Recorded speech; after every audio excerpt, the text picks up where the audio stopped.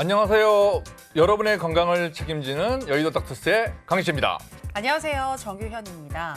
구강 건강을 지키는 방법 중에 하나가 바로 치과와 친해지는 것이라고 하죠. 그런데 성인이 되어서도 치과랑 친해지는 게 참 쉽지 않은 것 같습니다. 네, 맞습니다. 사실은 어른들도 그렇고 저희도 네. 누우면 치과처에 누우면 무서워요. 정말요? 충분히 이해를 하거든요. 그래서 네. 사실은 치과계에서도 이런 환자분들의 이런 뭐 통증이라든지 어떤 이 기간을 좀 단축을 시키기 위해서 많이 지금 노력들을 하고 있는데 뭐 대표적인 예로 뭐 요즘 가면 뭐 마취도 안 아프기 위해서 여러 가지 시스템을 도입하기도 하고 그러는데 여전히 좀 아프다고 하는데 어떻습니까? 저는 사실 얼마 전에 치과 진료를 받는데 그때 이렇게 발치도 하고 네. 또 마취도 하는 과정에서 별로 안 아프더라고요. 그래서 그러셨어요? 저는 나이가 들어서 이제 안 아픈 건가 했는데 네. 기술이 좋아졌던 거군요. 네, 맞습니다. 아. 오늘 뭐 얘기가 나오겠지만 대표적인 방법으로 이 진단부터 시작해서 수술 그리고 치료가 종결되는 보철까지 모든 시스템을 이 컴퓨터가 관여를 해서 디지털로 하는 경우들이 있는데 그럼 우리가 뭐 이렇게 젤리만 나는 이제 본을 뜬다든지 그런 과정도 많이 줄어들고 기간도 많이 단축되게 됩니다. 그래서 이 컴퓨터를 통하게 되면 사전에 우리가 이걸 수치를 가지고 이 시뮬레이션 한번 돌려볼 수 있기 때문에 보다 안전하고 정확한 시술을 하는데 도움이 된다고 합니다. 네, 맞습니다. 요즘 정말 이 첨단 장비를 사용하고 있는 치과들이 늘고 있는데요. 이렇게 치과에서 디지털화가 어떻게 이루어지고 있는지 오늘 여의도 닥터스에서 자세히 알아보도록 하겠습니다. 도움 말씀 주실 원장님 모셨는데요. 먼저 화면으로 만나보시죠.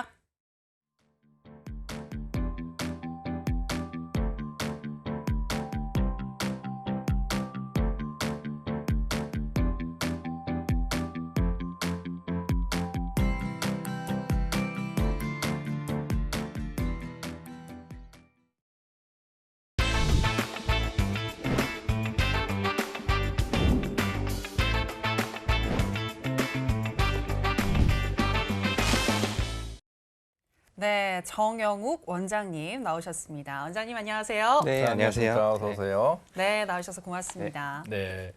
자, 최근에는 이 노령층 말고 젊은 층에서도 뭐 야외 활동이 늘다 보니까 뭐 외상 환자들도 생기고 그래서 뭐 이렇게 문제가 생겼을 경우에 치아가 뭐 빠지거나 이런 경우에 또 임플란트를 해야 되는 경우들이 생겨서 이 임플란트에 대한 관심과 치료율이 굉장히 높아지고 있습니다.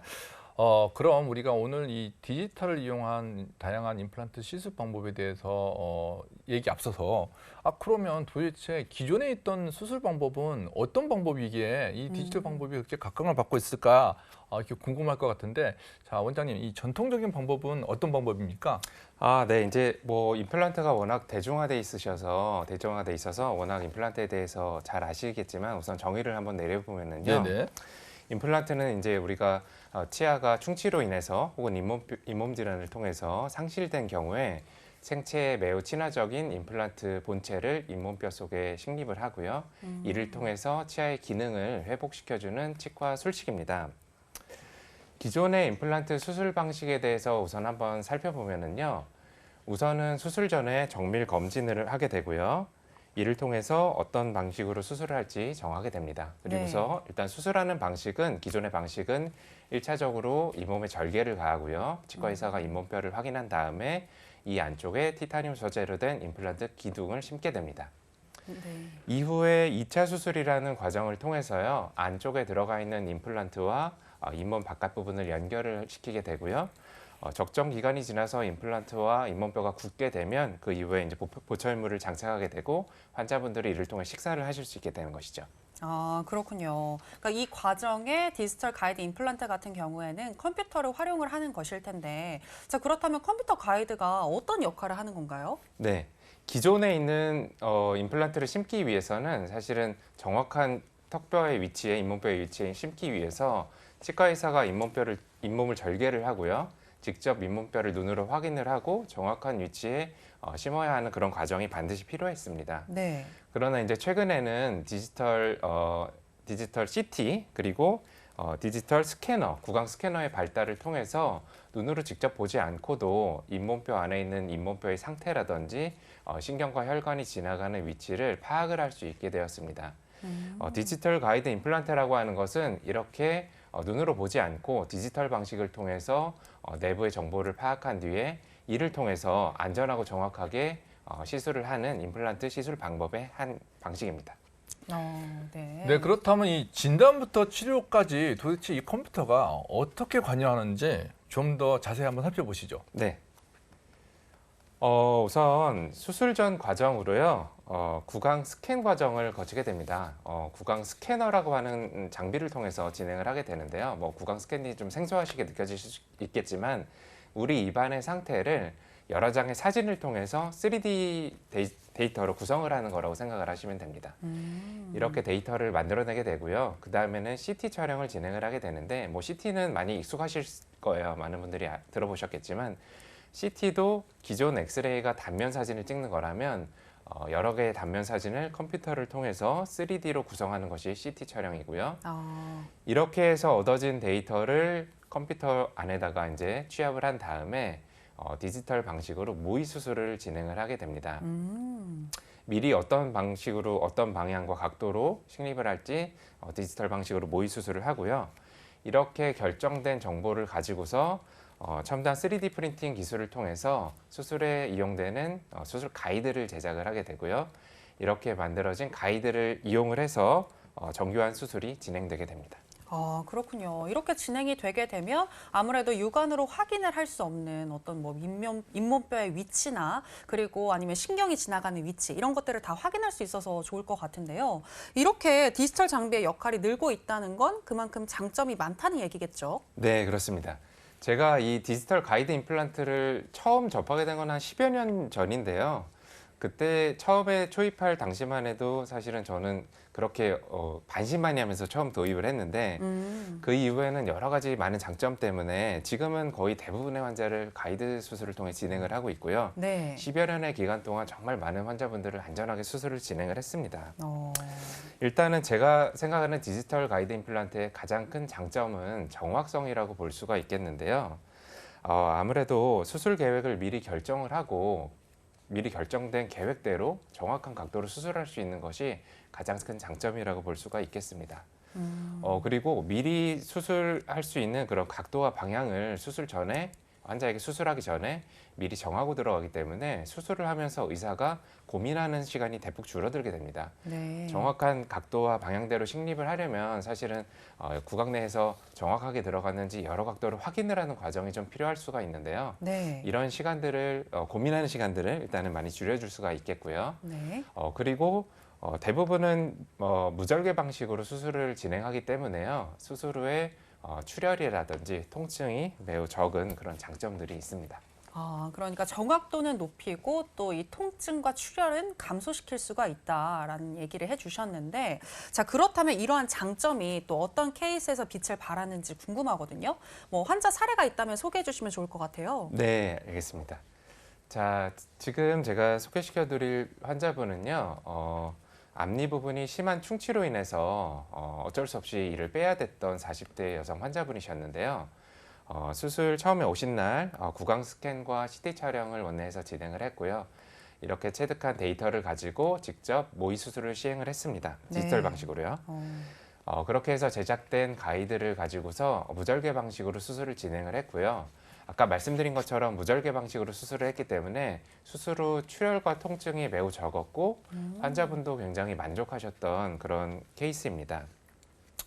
특히 디지털 임플란트의 경우에 어떤 방향으로 임플란트를 수술을 할지 미리 알고서 수술을 하기 때문에 미리 임시보철물을 제작을 해놓을 수 있다는 큰 장점이 있는데요. 임플란트가 들어가고 나서 바로 당일에 임시치아를 제작을 해드리면 앞니가 없으면 아무래도 여러 가지 이제 심리적이라든지 이런 부분에서 제약이 있을 수가 있는데 그쵸. 환자분들이 앞니가 딱 만들어서 돌아가시면 매우 만족해 하십니다. 네, 네. 그렇겠네요. 이게 사실은 이 개념이 복잡한 건 아니에요. 원래 이 구강 스캐너라고 하는 거는 산업지구에서도 많이 썼었거든요. 스캐너라는 걸. 근데 네. 이거를 조그맣게 만들어서 입안에서 써야 되니까 거기에다가 정확도까지 필요하기 때문에 사실 비용도 비싸고 그렇지만 이제 점점 이제 비용도 다운되면서 이제 많은 개원가에서 지금 사용을 하고 있거든요. 네. 자, 그럼 결국에는 이거를 숫자로 정확하게 예측을 하고 미리 예측한 거를 아까 말씀하셨다시피 원장님께서 이 시뮬레이션을 돌려서 사전에 우리가 한번 가상의 시술을 한번 할 수 있다는 거는 굉장히 큰 장점이 되는 겁니다. 네. 자, 그렇다면 이건 뭐 제가 치과의사이기 때문에 치과의사 입장에서 이제 말씀을 드린 거고, 유현 씨 입장에서는 뭐 또 궁금한 건 없으세요? 저 입장에서요. 예. 제 입장에서는 저는 아무래도 3D 프린터를 통해 가지고 하루 만에 바로 이제 여기에다가 부착을 할 수 있다는 말씀을 해주셨잖아요. 네. 근데 그 치아로 얼마 정도 생활을 할 수 있는 건가요? 이제 심었을 때 뼈의 상태에 따라서 좀 달라질 수가 있는데요. 네네.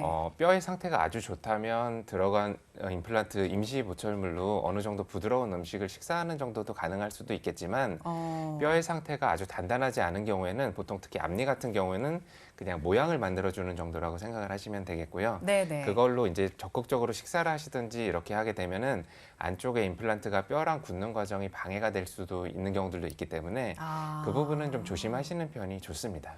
그렇군요. 네, 그리고 이제 환자 입장에서 더 질문을 드려보고 싶은데 네. 아무래도 이게 이 디지털 임플란트 가이드 임플란트라고 하죠. 이게 좀 생소하거든요. 환자 예, 입장에서는. 맞습니다. 생소하다. 네, 많이 들어보진 않았어서 네. 그래서 궁금한 게 많은데 이 디지털 가이드 임플란트는 오차가 거의 없이 정확하다. 네. 이 부분 아까 살짝 얘기해 주시긴 네. 했는데 조금 더 세게 여쭤보고 싶거든요. 네. 정말 정확한가요? 저는 이거를 사실 선긋기에 비유를 하는데요. 네네. 똑바른 선을 긋기 위해서 연습이 좀 필요할 거라고 생각을 해요. 네. 사람이 똑바로 선을 그으려면. 하지만 잘하는 도구가 있으면 정확히 선을 긋는 데 있어서 선을 똑바로 긋는 연습을 안 해도 그을 수가 있습니다. 그렇지만 자가 있다고 하더라도 누구나 똑바로 선을 그을 수 있는 건 아니에요. 자를 네. 정확히 이용을 해야지 고르게 평행한 선을 그을 수 있는 것처럼 디지털 가이드 임플란트라고 하는 것은 좋은 도구이지 이것이 반드시 모든 수술을 완벽하게 해주는 것은 물론 아닙니다. 그렇지만 우리가 치과 의사가 여러 가지 훈련을 통해서 이렇게 똑바르게 임플란트를 심어야 되는 거를 연습을 해야 됐다면 이런 가이드 임플란트를 통해서 매우 여러 개의 임플란트를 정밀하게 심는 것을 도움을 받을 수가 있게 되는 것이죠. 저는 이제 경험을 해보면은요, 특히 이제 여러 개 치아를 여러 개 임플란트를 동시에 식립해야 되는 경우에 그 임플란트들의 각도를 맞춰줘야 되는 경우들이 있거든요. 네. 그런 경우에 있어서 디지털 가이드 임플란트가 여러 개 임플란트를 똑바로 심는 데 있어서 매우 중요한 역할을 하고 있고요. 많은 도움을 받으면서 정확하게 수술을 진행을 하고 있습니다. 그래서 지금 보시는 사례를 보시더라도요. 지금 여러 개 임플란트가 식립이 되어 있는데 거의 모든 임플란트가 이렇게 평행한 위치로 식립되어 있는 것을 보실 수가 있으실 거예요. 네네. 이렇게 임플란트 디지털 가이드를 이용을 하면 매우 정확한 위치에 가지런하게 식립을 할 수가 있고요. 그리고 아무래도 사람이 하는 거이다 보니까 네. 임플란트를 심다 보면 부정확한 방향으로 식립되는 경우들도 있습니다. 지금 사진을 보시면 위쪽에는 뭔가 옆에 치아랑 보시더라도 약간 삐뚤어진 것처럼 그냥 보시더라도 보이실 거예요. 하지만 디지털 가이드 임플란트를 통하면 미리 정확한 각도를 정하고서 아까 말씀드린 것처럼 자를 긋고서 하는 것처럼 네. 들어가기 때문에 아주 이상한 각도로 들어가는 일을 막아줄 수 있다. 이렇게 볼 수가 있겠습니다. 근데 궁금한 게 만약에 이 식립 각도가 잘못되게 되면 어떤 일이 벌어지는 거예요?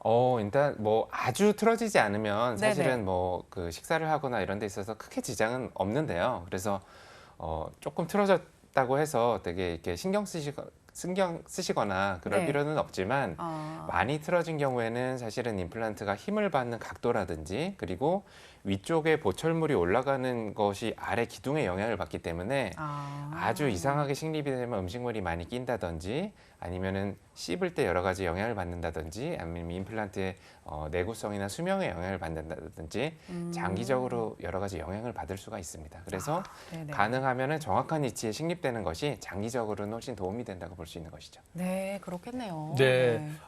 그러면 또 이제 제가 질문 한 가지 좀 골라보겠습니다. 아까 말씀하셨다시피 이제 디지털 가이드 쓰게 되면 아무래도 이 정확도가 올라가고 오차가 줄어든다고 말씀하셨는데 말씀하셨다시피 사실은 뭐 한두 개 이런 것 때문에 이걸 다 디지털로 또 시간이라든지 이런 게 또 많이 낭비돼서 사실은 뭐 한두 개 이렇게 간단한 것들은 그냥 하는 경우들이 굉장히 많거든요. 이제 네네. 말씀하셨다시피 여러 개를 해야 되는 경우라면 디지털 가이드가 큰 도움이 되는데 이번에는 정확도 말고 기간도 줍니까? 어떻습니까? 전체 기간을 예. 말씀하시는 건가요? 네네네. 네. 다들 이제 그런 질문들을 좀 많이 하시는데요. 네. 임플란트랑 뼈가 굳는 과정에는 적절한 시간이 필요합니다. 보통은 아주 짧으면 2달, 길면 한 6개월 정도까지도 굳는 시간이 좀 필요한데요. 그래서 이런 기간들을 단축하기 위해서 많은 임플란트 회사들에서는 이제 임플란트 표면 처리를 특수 처리를 하는 기술들을 개발을 하고 있고요. 그런 기술 발전에 힘입어서 임플란트랑 뼈랑 굳는 기간이 대폭 단축되고 있는 것이 지금 이제 개발되고 있는 것이고요. 그렇지만 디지털 가이드 임플란트를 한다고 해서 우리 몸의 뼈를 빠르게 만들어주거나 이런 것은 아니기 때문에 그것은 전체 치료 기간을 줄이는 것하고는 사실은 상관은 없습니다. 네. 네. 그러면 이렇게 또 보면 되겠네요. 정확도는 분명히 올라가고, 자, 뼈가 붙는 거는 환자분께서 해야 될 일이지, 우리가 어떻게 이 디지털을 한다고 해서 안 붙던 게 더 빨리 붙거나 더 잘 붙거나 그러지 않다. 그럼 마지막으로, 자, 그러면 이 디지털 가이드 임플란트 하게 되면 환자분들이 제일 궁금한 거는 통증이 뭐 좀 줄어듭니까? 어떻습니까? 네. 제가 겪었던 환자분 중에서는요, 뭐 아주 극단적으로 얘기해 보면 임플란트 수술 안 해놓고 했다고 농담삼아 그 하신 정도요? 분도 네. 있었습니다. 그만큼 안 아프신 분들은 정말 안 아픈데요. 저는 이거를 약간 복강경 수술 들어보셨죠? 네네. 저 복강경 수술의 비유를 좀 해보고 싶은데요. 예전에는 모든 수술을 할 때 어떻게 보면은 배 안쪽에 수술을 할 때 절개를 가해서 수술을 했어야 되는데 여러 가지 의학 기술이 발전을 하면서 그냥 구멍만 내고도 안쪽에 수술을 할 수 있는 기술들이 개발이 됐습니다. 통증이 적고 여러 가지 회복이 빠른 그런 장점들 때문에 어떤 경우들의 복강경 수술을 사용한다고 알고 있는데요. 디지털 가이드 임플란트도 기존의 방식은 위쪽에 사진 보이시는 것처럼 반드시 절개를 가하고 수술을 가해야 됐다면 디지털 가이드를 통해서는 무절개 방식으로 수술을 할 수 있는 경우들이 많습니다. 그래서 절개를 아무래도 많이 하지 않다 보니까 출혈도 적고 그리고 통증도 좀 적은 부분이 확실히 있습니다. 네, 절개가 디지털 가이드라고 해서 근데 저기 무조건 절개를 안 한 거는 아니죠? 네, 맞습니다. 예. 모든 뱃속의 수술을 다 예. 복강경 수술로 하는 것은 아닌 것처럼 아이, 너무 좋은 네. 예제인 것 같아요. 저도 언젠가 한번 꼭 써먹도록 한번 하겠습니다. 네. 그 상황에 맞게 적절한 기술을 사용을 해서 사실은 네네. 수술을 하는 거잖아요. 네, 그래서 그렇죠. 우리가 뼈가 많이 없는 경우에는 뼈 이식을 해야 된다든지 아니면은 잇몸 어떤 살이 없다든지 잇몸 치은이 없다든지 하는 경우에는 여러 가지 부가적인 수술이 필요한 경우들이 있습니다. 그런 경우들에는 무절개 방식으로 반드시 다 수술이 이루어질 수 있는 것은 아니고요. 네네. 특히 뼈 이식이 이루어져야 되는 경우에는 저 같은 경우에도 절개를 가하고 뼈 이식을 하면서 수술을 진행을 하고 있습니다. 네, 알겠습니다. 그러니까 이게 모두 다 무절개로 할 수 있는 것은 아니지만 무절개로 할 수 있는 확률이 조금 더 높아진다. 이렇게 이해를 하시면 될 것 같고요. 그리고 또 궁금한 게 왜 나이가 좀 지긋한 어르신 분들의 경우에는 치아가 하나도 없는 그런 무치아인 경우도 있을 것 같은데 한 번에 여러 개를 식립할 수 있는지도 궁금하거든요. 어떤가요? 네, 저도 이제 실제로 여러 개의 임플란트를 가이드를 통해서 많이 시술을 하는데요. 네네. 특히 고령 그리고 여러 개를 수술해야 되는 경우에 아까 제가 말씀드린 것처럼 출혈이 적고 그리고 회복이 빠르고 네. 통증이 적기 때문에 그리고 빨리 심을 수 있고요. 그래서 몸이 이제 고령이신 분들은 아무래도 수술 시간이 좀 짧으면은 더 좋지 않겠습니까? 그렇죠. 그래서 여러 개 임플란트를 식립을 할 때 가이드 임플란트를 오히려 적극적으로 활용을 하고 있고요. 그리고 여러 개 임플란트가 수술이 돼야 될 때는 그 임플란트 가이드를 잇몸의 정확한 위치에 고정을 해주는 과정이 특히 더 중요한데요.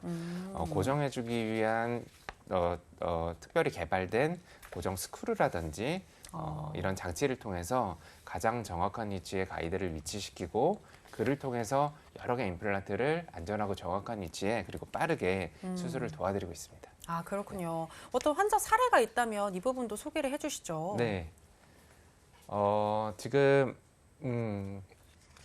네. 지금 보시는 환자는요. 지금 여러 개의 임플란트를 특히 아래쪽에 여러 개의 치아가 상실된 환자분이셨는데요. 여러 개 지금 3D로 모의 수술을 진행한 장면입니다. 이 모의 수술한 데이터를 토대로 가이드를 만들었고요. 이를 통해서 아래 치아에 여러 개 치아를 식립을 했습니다. 아래쪽 사진을 보시면 수술 직후의 사진인데요. 지금 보시는 것처럼 뭐 피가 거의 나지 않는 것을 보실 수가 있고요. 저렇게 구멍만 뚫어서 수술을 하기 때문에 네. 환자분 통증도 매우 적었고요. 환자분도 굉장히 어떻게 보면은 편하게 수술을 진행을 했던 그런 환자입니다. 네, 네. 그렇군요. 그럼 이건 아까 말씀드렸다시피 고령층에서도 이렇게 뭐 저희도 별로 안 하고 그렇기 때문에 굉장히 안전하고 빨리 이제 시술이 할 수 있다는 거는 뭐 저희도 이제 이해가 되는데, 자, 우리 시청자분들이 또 궁금해하는 거는 요거 하면 수명에도 차이가 날까요? 이제 이 디지털 가이드 임플란트라고 하는 것은요, 임플란트 자체에 무슨 차이가 있는 것은 아니기 때문에 그렇죠. 임플란트 전체 수명은 기존 방식의 수술을 하는 것과 크게 차이가 있거나 그런 것은 아닙니다.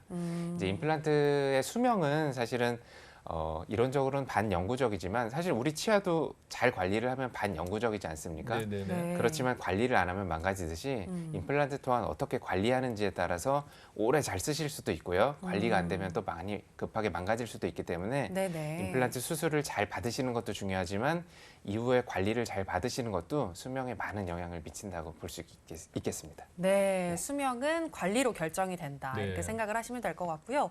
또 어쩔 수 없이 이 환자 입장에서 비용과 관련해서 그렇죠. 네. 이 부분 꼭 질문을 비용 드려야 많이 되거든요. 궁금하죠. 네, 맞습니다. 일반 임플란트와 비교해서 차이가 있는지, 그리고 건강보험의 적용 범위는 어떤지도 궁금한데요. 네, 아무래도 이 디지털 방식을 도입을 하다 보면 우리가 가이드도 만들어야 되고 디지털 방식으로 여러 가지 이제 술칙들이 들어가기 때문에 그런 부분들 때문에 일정 비용이 추가되는 부분들이 좀 있습니다. 그렇지만 예전에 비해서는 그 비용들이 좀 많이 낮아지고 있는 것이 사실이고요. 그리고 건강보험 같은 경우는 65세 이상인 경우에 2개까지 보험 적용이 되는데요.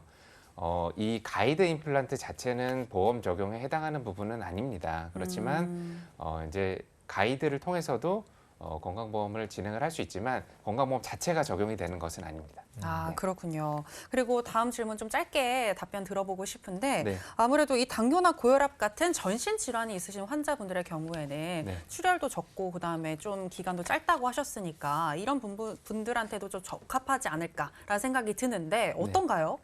아무래도 당뇨 환자분들 같은 경우에는요, 상처 치유가 좀 지연이 될 수가 있고, 그리고 네. 그리고 고혈압이든지 어떤 심혈관계 질환이 있으신 분들 같은 경우에는 또 피를 어떻게 보면 묽게 만들어주는 약을 드시는 분들이 많거든요. 네. 이런 경우에는 수술 후에 출혈도 조금 더 길게 날 수 있고 하기 때문에 아까 말씀드린 것처럼 상처 치유를 좀 더 빠르게 하고 그리고 출혈을 조금 줄일 수 있는 디지털 가이드 방식을 이용해 수술을 하면 그런 네네. 부분들에서는 또 도움을 받을 수 있습니다. 특히나 네, 그래서 이제 당뇨 같은 경우에는 사실은 치과에 오시기 전에 당화혈색소라든지 여러 가지 이제 정보를 좀 가지고 오시면 도움이 되겠고요. 그리고 심혈관계 질환이 있으신 분들 같은 경우에도 어떤 약을 드시고 있는지를 미리 알고 오신다든지 아니면 네. 약봉투를 들고 오신다든지 하면 치과에서 적절한 가이드를 받을 수 있을 것이라고 생각이 됩니다. 그렇군요. 특히나 전신 질환이 있으신 분들에게 또 유용한 그런 방법이 되지 않을까 싶습니다. 오늘 네. 정말 이 디지털 가이드 임플란트에 대해서 너무 자세히 잘 알게 됐는데요. 도움 말씀 주셔서 대단히 고맙습니다. 여기서 인사드릴게요. 네, 감사합니다.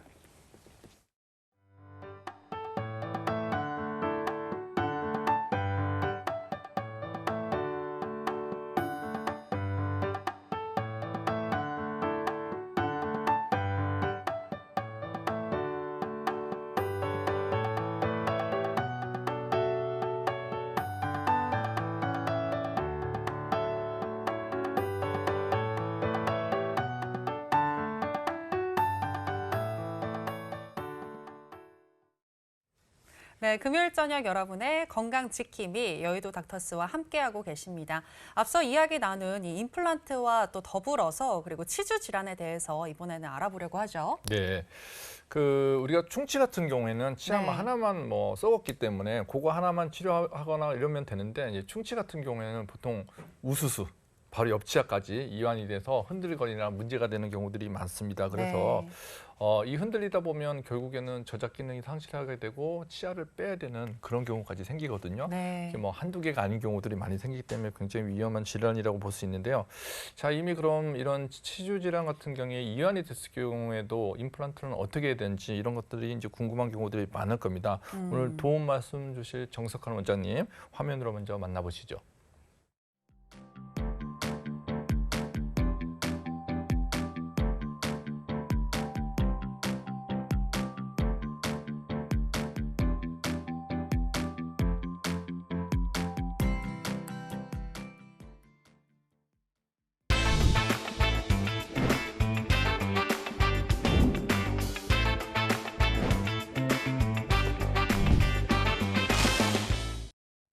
네, 정석환 원장님 나오셨습니다. 어서 오세요. 자, 안녕하십니까? 안녕하세요. 네, 반갑습니다. 정 원장님 바로 질문 드릴게요. 뭐 풍치나 잇몸병 그리고 치주 질환 정말 다양하게 많이 쓰이는 것 같은데 지금 말한 이런 것들은 다 같은 건가요? 예, 그렇습니다. 풍치, 잇몸 질환, 치주 질환 세 개 모두 다 비슷한 내용이라고 보시면 될 것 같습니다. 네. 사실 시청자 여러분들 풍치라는 단어 굉장히 많이 들어보셨을 거예요. 다른 말로는 치아에 바람이 든다라고도 하죠.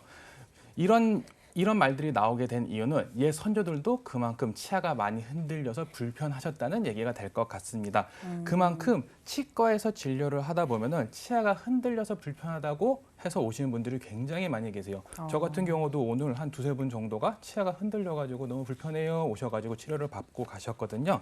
이런 식으로 치아가 흔들거리고 잇몸에서 피가 나는 질환을 의학적 용어로 치주 질환이라고 하게 됩니다. 여기서 치주 질환에 대해서 좀 더 자세히 알아보도록 하겠습니다. 치주 질환에서 말하는 치주라는 뜻은 치아 주변을 감싸고 있는 조직이라는 뜻입니다. 치아 조직을 감싸고 있는 것, 바로 잇몸뼈가 있겠지요. 잇몸뼈가 치아 뿌리를 잘 잡아주기 때문에 치아의 안정성을 유지를 해주는 것이고요. 그리고 잇몸뼈를 잘 보호해주기 위해서 잇몸이 말캉말캉한 잇몸이 잘 감싸줘가지고 잇몸뼈까지 보호를 해주게 되는 것입니다. 이런 것처럼 치주라고 하는 것은 치아의 안정성과 굉장히 연관이 많은데 치주 질환에 의해서 잇몸뼈가 점점점 내려가게 되면은 치아가 불안정하게 되어지는 것이고요. 네. 이것이 심하게 발전이 되게 되면은 발치까지 이어지는 아주 안 좋은 상황이 되게 되는 것입니다. 아, 네. 네. 그렇다면 이게 말씀하신 풍치, 그러니까 이 치주 질환에 대해서 정확히 저희가 또 이해를 하려면 도대체 이 정상적인 건강한 치주는 어떤가 이게 또 궁금할 것 같거든요. 정상적인 치주에 대해서 한번 설명 부탁드리겠습니다. 네, 정상적인 치주에 대해서도 한번 설명을 드려보도록 하겠습니다. 사실 질환이라는 것을 아시려면은 정상적인 상태가 어떤 것인지를 정확히 알아야지만 질환이 무엇인지를 아실 수 있습니다. 정상적인 치주 상태는 연분홍색이 굉장히 핑크빛, 맑은 연분홍 색깔의 아주 아름다운 색깔입니다. 그리고 사진에서 보시다시피 네. 잇몸이 치아를 짱짱하게 잡아주고 있는 느낌이 나는 것이 정상적인 치주 상태의 특징입니다. 여기서 좀 더 추가적으로 네네. 치주, 잇몸과 치아의 연관성에 대해서 좀 알아보도록 하겠습니다. 정상적인 치아와 잇몸은 굉장히 밀접한 연관이 있는데요. 치아는 치아 머리, 치관이라고 하는 부분과 치아 뿌리, 치근이라고 하는 부분이 있습니다. 여기서 치근이라고 하는 부분은 잇몸뼈에 박혀 있는 부분이고요. 치관이라고 하는 부분은 이제 잇몸 밖에서 음식을 먹을 수 있게 저장력을 행해주는 기능을 하는 곳입니다. 여기서 중요한 것은 치관과 치근의 비율이 되겠는데 치근 같은 경우는 전체의 5분의 3 정도로 전체 치아의 5분의 3이 잇몸뼈에 박혀 있어야지만 정상적인 기능을 할 수 있다고 볼 수 있습니다.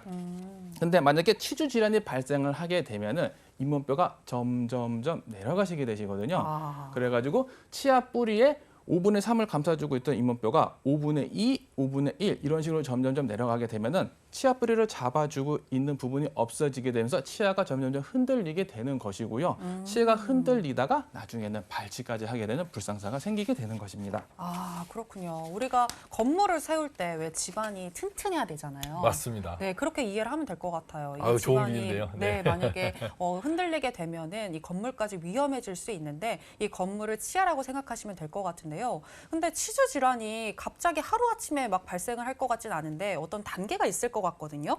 그래서 그 진행 정도에 따라서 어떻게 구분하고 있는지도 듣고 싶어요. 예, 맞습니다. 치주 질환인 것도 이제 단계가 있습니다. 치주 질환을 단계는 이제 크게 두 가지로 분류를 할 수가 있는데요. 크게 치은염과 치주염으로 분류를 할 수가 있습니다. 그러면은 우선 그 경증 치주 질환인 치은염부터 알아보도록 하겠습니다. 치은염은 잇몸이 표현해주는 빨간 경보등이라고 보시면 되십니다. 여기서 치은염에서 은자는 잇몸을 표현하는 한자인데요. 말 그대로 치아 주변에 있는 잇몸이 부어서 발적이 되어 있는 상태라고 보시면 되겠습니다. 예, 저희 참고 그림을 한번 보실까요? 두 번째 그림을 보시게 되시면은 잇몸 뼈에는 크게 영향은 없지만 잇몸이 전체적으로 발적이 되어 있는 상태를 보실 수 있으십니다. 네. 지금처럼 잇몸만 부어 있는 것을 저희는 치은염, 초기 치주 질환이라고 정의를 하고 있습니다.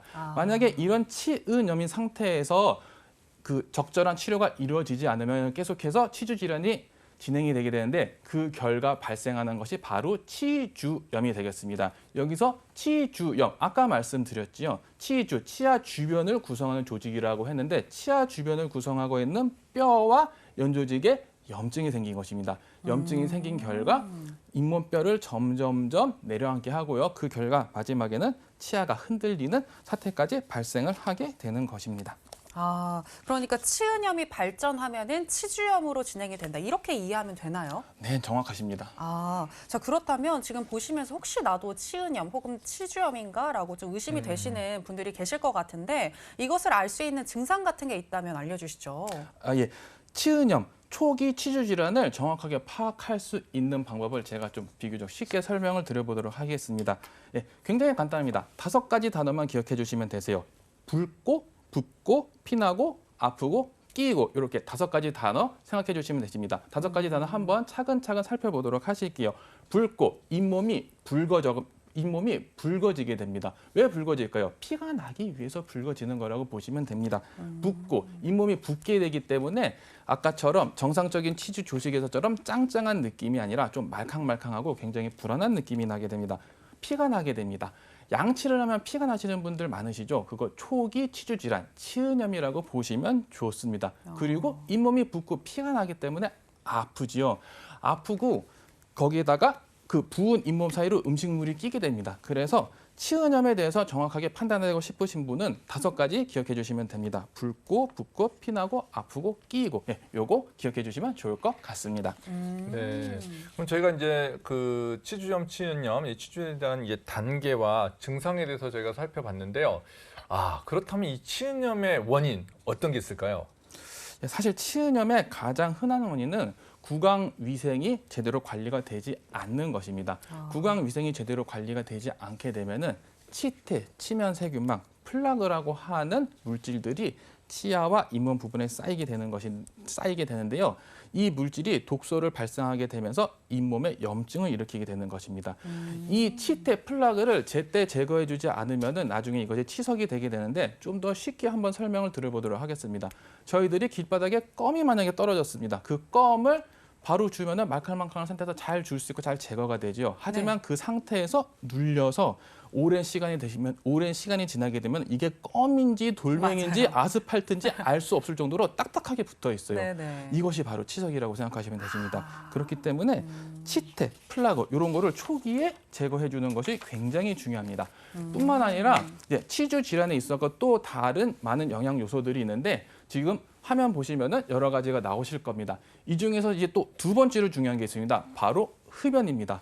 흡연을 하시는 분들은 굉장히 치주 질환을 굉장히 많이 겪으세요.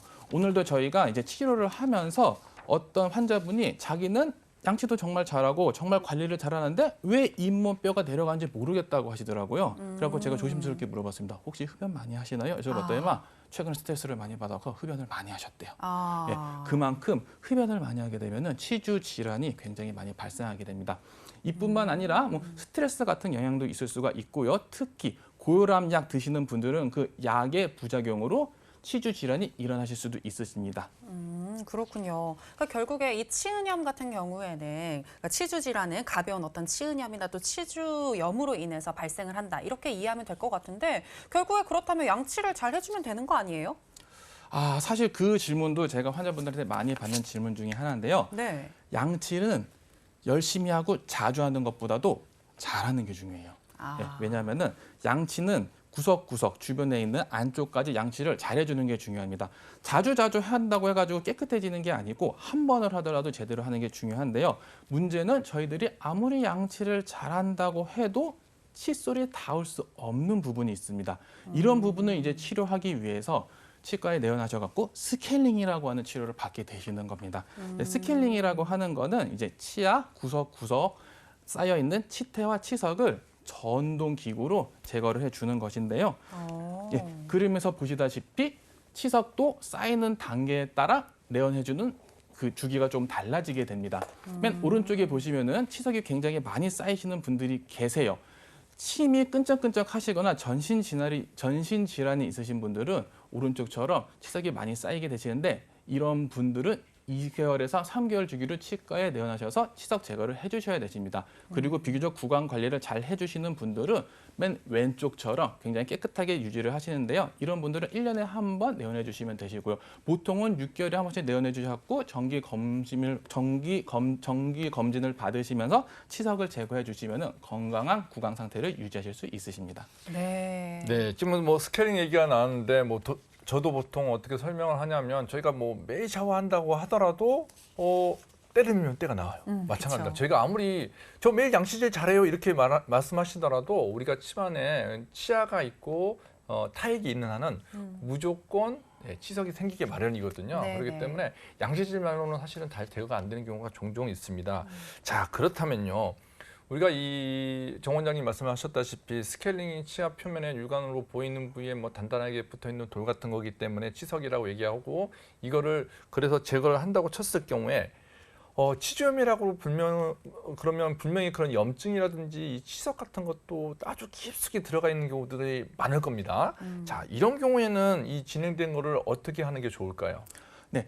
지금처럼 저희 이제 강 원장님께서 말씀해 주신 것처럼 치석이 굉장히 깊숙이 있는 경우들이 있습니다. 이런 거를 대비해 가지고 치료하는 방법들이 다 단계별로 있게 됩니다. 크게 세 가지로 볼 수 있는데요. 치근 활택술, 치주 소파술, 치주 수술 이렇게 세 단계가 있게 됩니다. 우선 치근 활택술부터 좀 알아보도록 하겠습니다. 치근 활택술은 그림에서 보시는 것처럼 스케일링으로 치료할 수 없는 조금 깊은 부분에 있는 치석을 제거하는 술식이 되겠습니다. 좀 더 이해하기 편하게 설명을 드리자면요. 스케일링이 저희 몸을 샤워하는 거라고 보시면은 치근 활택술은 저희들이 이태리 타올로 구석구석 청소하는 거라고 보시면 좋겠습니다. 네네. 네, 그래서 치근 활택술을 하게 되면은 저희 치과 의사들이 정말 숙이고 손으로 잡고 직접 제거하는 기구로 한 땀 한 땀 정말 장인 정신으로 치석을 제거하게 됩니다. 네네. 이것보다 더 발달되게 되면은 치주 질환이 지금 상태보다 더 발달되게 되면 이제 치주낭이라고 하는 염증 덩어리가 생기게 됩니다. 이 치주낭이라고 하는 것은 안에 세균, 염증 그리고 독소 같은 것들이 있기 때문에 잇몸뼈를 계속해서 녹이게 되는데요. 그렇기 때문에 이 치주낭이라는 것을 제거를 해줘야 됩니다. 근데 이거를 제거하는 과정이 굉장히 통증이 유발할 수 있기 때문에 치주 소파술은 마취하에서 진행이 되게 되고요. 이렇게 치주 소파술을 하셨는데도 계속해서 불편해하시는 분들이 계세요. 이런 경우는 저희들이 어떻게 접근할 수 없는 정말 아주 깊숙한 부분에 염증과 치석이 있는 경우거든요. 이제 이런 경우는 치주 수술이라는 단계로 넘어가게 됩니다. 치주 수술은 잇몸이 부어 있는 부분을 잇몸을 젖혀가지고 저희들이 직접 그 염증과 치석을 보면서 제거를 하는 건데요. 이것도 좀 제가 이해하기 쉽게 설명을 드려보도록 하겠습니다. 저희들이 보통 방 청소를 할 때 침대가 있고 옷장이 있고 있으면은 침대와 옷장 아래 부분 말고 다른 부분들은 저희들이 빗자루나 진공 청소기로 청소를 하거든요. 네. 이런 식으로 청소를 하는 게 양치질, 스케일링이라고 하면은 치주 수술은 침대를 그냥 들어서 아. 옷장을 들어서 치우고 깨끗하게 청소하고 다시 갖다 놓는 이런 단계라고 보시면 됩니다. 아시다시피 잇몸을 젖히기 때문에 마취는 필수적으로 진행이 돼야 되고요. 추가적으로 봉합하는 과정이 있기 때문에 조금 통증을 유발을 하긴 하지만 정말 확실한 치료법이라고 할 수 있겠습니다. 네, 예를 들어서 설명을 해주시니까 더 예. 잘 이해가 되는 것 같은데요. 쉽네요. 예. 네, 그런데 어떤 치료도 이제 이게 되돌리지 못한다고 한다면 결국에는 치아를 빼는 발치를 해야 하는 건지도 궁금한데 어떤가요? 사실 그것에 대해서도 좀 여러 가지 의견이 있기는 합니다. 네. 치아가 흔들리는데 치아가 너무 많이 흔들려서 통증을 유발을 하고 정말 내가 참을 수 없다 이런 경우가 되면은 대부분 발치를 하게 되지만 치아가 적당히 흔들리면서 잇몸이 부어 있고 그런 불편감이라고 하면은 잇몸 치료를 통해서 충분히 치아의 불편감을 감소시킬 수 있습니다. 하지만 이때 중요한 것은 잇몸 치료를 통해서 이미 내려가 있는 잇몸뼈 조직이 다시 올라오지는 않는다는 점이에요. 한번 내려간 잇몸뼈는 그대로 계속해서 내려가 있기 때문에 치주 질환이 이완된 상태에서의 치주 치료는 잇몸뼈가 더 내려나는 것을 막는 역할을 하게 되는 것입니다. 하지만 그렇게 된다고 하더라도 치아가 무조건 흔들린다고 해서 무조건 발치만 생각은 하지 마시고 적절한 치주 치료를 통해서 치아를 살릴 수 있는 방법으로 한번 생각해 보시는 게 더 좋을 것 같습니다. 네, 네, 그렇군요. 네, 그렇다면 이게 뭐 회복되지 않는다 그러면 어쩔 수 없이 뭐 이를 빼야 되는 상태가 될 텐데요. 그렇다면 아무래도 이 말씀드렸다시피 치주 질환에 이완됐던 부위들은 아무래도 뭐 뼈도 녹아 있고 뭐 그렇기 때문에 치아들이 뭐 말 그대로 그냥 우수수 이렇게 뭐 빠지게 되는 경우들이지 않습니까? 자, 이런 경우라 그러면 이 임플란트 식립 개수 원래대로 다 할 수 있을까요? 네, 맞습니다. 사실 치아가 한번 빠지게 되면은 낙엽 떨어지듯이 우수수 빠지는 경우가 있습니다. 이제 이런 경우는 어쩔 수 없이 임플란트를 식립을 해야 되는데요. 이론적으로 임플란트는 치아 개수만큼 식립은 가능합니다. 하지만 최근에는 실제 치아 개수보다는 조금 적게 식립을 하는 것이 요즘 추세이기는 합니다. 하지만 그렇다고 해서 모든 상황과 모든 케이스에서 적게 심는 것은 아니고 상황에 따라 맞춰가지고 임플란트 개수를 정하게 됩니다. 예, 제가 치료한 케이스를 한번 보면서 말씀을 드려보도록 하겠습니다. 네. 예, 첫 번째 케이스입니다. 치아 머리가 동강 떨어져 갖고 오신 환자분이세요. 이렇게 치아 하나가 결손돼 있는 경우에는 여기 치아 하나 결손된 부분에만 임플란트 심어서 구강 상태를 회복해 주시면 되십니다.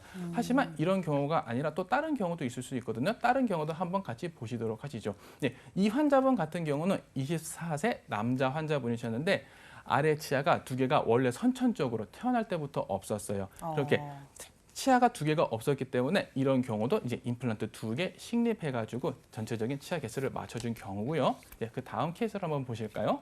예, 이 환자분 같은 경우는 오른쪽 위에와 왼쪽 위에 치아가 한쪽은 없고 한쪽은 잇몸 상태가 너무 안 좋습니다. 그래갖고 치아가 없는 부분은 치아가 두 군데가 없었기 때문에 개수에 맞춰갖고 치아를 심어드렸고요. 예, 그림상으로 봤을 때 왼쪽에 잇몸이 안 좋은 부분은 치아 세 개가 너무 안 좋으셔가지고 치아 세 개를 다 발치를 하셨어요. 치아 세 개를 발치를 하신 다음에 임플란트를 세 개를 심으신 게 아니라 임플란트 두 개를 심으시고 그 가운데 가짜 이빨을 끼워 넣음으로써 원래 치아보다는 조금 적게 임플란트를 식립을 해서 구강 회복을 도와드렸던 사례입니다. 네, 마지막 케이스도 한번 보시도록 하실까요? 예, 이 환자분은 정말 제가 처음에 봤을 때 어떻게 치료를 해야 되나 하고 정말 깝깝하고 정말 정말 말이 안 나올 정도로 굉장히 어려웠던 케이스입니다. 이 환자분의 나이가 60대, 70대로 생각하시겠지만 47세셨어요. 굉장히 젊은 나이이신데도 불구하고 구강 상태가 굉장히 엉망이셨거든요. 어쩔 수 없이 모든 치아를 발치를 하고 임플란트 개수를 적당하게 배열해가지고 위에는 7개, 아래는 6개를 배치를 해서 구강 상태로 회복했던 케이스입니다. 아, 그렇군요. 저희가 시간이 얼마 안 남아서 이제 좀 빨리 들어봐야 될 것 같은데 그래도 이 질문을 꼭 드려봐야 될 것 같거든요. 임플란트를 할 때 잇몸뼈가 굉장히 중요하잖아요. 그런데 잇몸뼈의 상태가 되게 안 좋다면 이럴 땐 어떻게 해야 하나요? 예, 사실 치주 질환이 진행되게 되면 잇몸뼈가 푹 주저앉기 때문에 그런 부분에는 저희들이 뼈 이식을 통해 가지고 잇몸을 재건을 해줘야 됩니다. 네네. 뼈 이식의 재료에는 굉장히 많은 종류가 있고 또 어떻게 공법을 처리하느냐에 따라서 다양한 종류가 있는데 이 뼈 이식을 통해 가지고 잇몸에 주저앉은 뼈를 복원을 해줍니다. 근데 간혹 가다가 이제 환자분들 중에서 이런 걸 물어보시는 분들이 있으셨어요. 제가 잇몸뼈 이식을 했는데 무슨 막 같은 걸 덮었어요? 아니면 무슨 철판 같은 걸 댔어요? 이런 식으로 얘기를 하셔가지고 이게 정상적인 치료냐 하고 물어보시는 분들이 계신데 네. 그것은 치과 원장님께서 굉장히 신경 써가지고 잘 치료해 주신 겁니다. 아. 저희들이 간단하게 생각해서 산사태가 일어났을 때 그 산사태가 일어난 부분에 흙을 메꿔 놓거든요. 근데 그 흙이 쓸려 내려가지 말라고 청 같은 거 이렇게 막아 놓으신 거 보신 적이 있으실 거예요. 네네. 그런 식으로 잇몸뼈에다가 이식한 잇몸뼈 재료가 흘러내리지 않게 그렇게 막을 쌓아주신 거고요. 너무나도 잘 흘러내릴 부분 같은 경우는 철골 구조물을 받쳐가지고 잇몸뼈 재건을 도와주게 하거든요. 그런 식으로 진행이 되는 것이기 때문에 혹시 무슨 막 같은 거를 씌웠다거나 뭐 철을 댔다고 하면은 그 원장님께서 굉장히 신경 써서 해주신 거니까 믿고 치료 받으셔도 좋겠습니다. 아, 네, 그렇군요. 이제 마지막으로 잇몸 상황이 많이 안 좋거나 또 임플란트 이후에 불편함을 느끼고 계신 분들에게 당부의 말씀 간단하게 부탁드릴게요. 네, 사실 이제 임플란트를 하신 분들이 생각하시는 굉장히 큰 착오 중에 하나가 나는 임플란트를 했기 때문에 관리를 안 해도 된다고 생각을 하시는 경우가 많으신 것 같으세요. 하지만 임플란트는 저희들이 일반 갖고 있는 치아보다 훨씬 둔감합니다. 왜 둔감하냐면은 임플란트는 신경이 없기 때문이죠. 신경이 없기 때문에 임플란트는 자기가 위기가 와도 몰라요. 그래가지고 환자분들은 꼭 주의해 주실 게 내가 사용하고 있는 임플란트가 뭔가 불편하다, 흔들린다. 그러면은 빨리 치과에 내원하셔가지고 그 흔들리는 원인을 파악을 하셔야 됩니다. 그 잇몸과 임플란트가 불편하다고 하시면은 적절한 치료를 빨리 받는 것이 제일 중요하십니다. 그 다음으로 중요한 것은 내 자신의 구강 건강 관리를 습관화하는 것입니다. 예, 보통 그냥 양치만 하고 끝나시는 분들이 많으신데 치간 칫솔, 치실 아니면 워터픽 같은 거를 사용해서 관리를 해주시면 더욱 좋으시고요. 그리고 마지막으로 치과에 정기적으로 점검 오시는 게 너무나도 중요합니다. 사실 치과에 정기적으로 오셔가지고 검진만 받으시는 것만으로도 정말로 너무나도 많이 진행되는 것을 막을 수가 있거든요. 네. 그렇기 때문에 이 세 가지 꼭 지켜주시면 좋을 것 같습니다. 네, 네. 무엇보다도 중요한 건 개인의 어떤 관리 그리고 정기적인 맞습니다. 내원인 것 같습니다. 네, 오늘 정말 좋은 이야기 많이 해주셨는데요. 정석환 원장님과는 여기에서 인사드리겠습니다. 고맙습니다. 감사합니다.